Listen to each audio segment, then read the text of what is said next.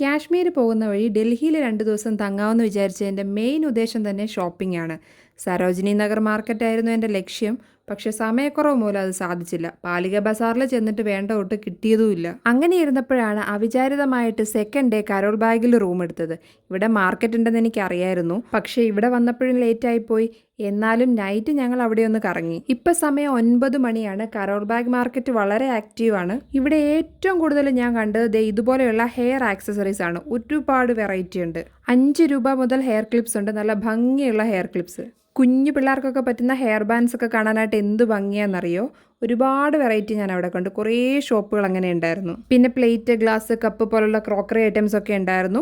പിന്നെ മെയിനായിട്ടും ഡ്രസ്സ് തന്നെയാണ്. ഡ്രസ്സ് തന്നെ പല ടൈപ്പ് ഉണ്ട്. കുഞ്ഞു പിള്ളേർക്ക് തൊട്ട് വലിയവർക്ക് വരെയുള്ള എല്ലാ ടൈപ്പ് ഡ്രസ്സും ഉണ്ട്.